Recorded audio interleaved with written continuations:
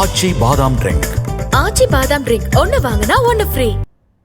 விழுப்புரம் மாவட்டம் மேல்பாதி திரௌபதி அம்மன் கோயில் நேற்று முதல் மக்கள் பயன்பாட்டிற்கு திறக்கப்பட்ட நிலையில் இன்று தரிசனத்திற்கு பக்தர்கள் வருகை தரவில்லை.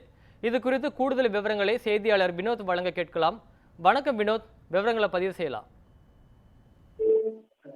வணக்கம் பிரகாஷ்.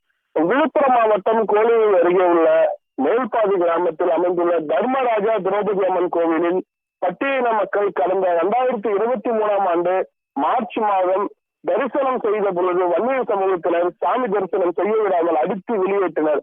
இதனால் இரு தரப்பினரிடையே மோதல் ஏற்பட்டு சமாதானம் செய்யும் முயற்சியில் போலீசார் வருவாய்த்துறை அதிகாரிகள் ஈடுபட்டனர். இருப்பினும் முயற்சிகள் தோல்வி அடைந்ததால் பட்டியலின சமூக மக்கள் சாமி தரிசனம் செய்ய நடவடிக்கை எடுக்க கோரி சென்னை உயர்நீதிமன்றத்தில் வழக்கு தொடர்ந்தனர். வழக்கில் கடந்த பிப்ரவரி மாதம் இரு தரப்பினர் சாமி தரிசனம் செய்யலாம் என்றும் அதற்கு யாரும் எதிர்ப்பு தெரிவித்தால் சட்டப்படி நடவடிக்கை எடுக்க உத்தரவிட்டது. அந்த உத்தரவின்படி இரு தரப்பினையும் கோவிலுக்கு அழைத்துச் செல்ல திரௌபதி அம்மன் கோவிலில் 22 CCTV கேமராக்கள் பொருத்தப்பட்டு இரு தரப்பினரும் சாமி தரிசனம் செய்ய ஏற்பாடு செய்யப்பட்டனர்.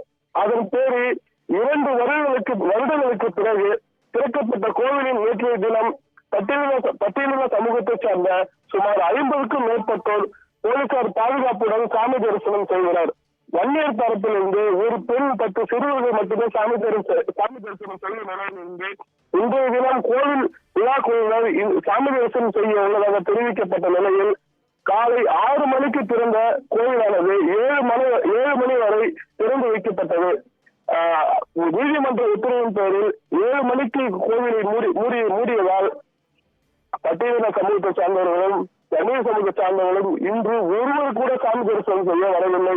மேலும் இன்றைய தினம் வெள்ளிக்கிழமை மாலையும் கோவில் திறந்திருக்கும் என்பதால் மாலை எதிர்பார்க்கப்படுகிறது.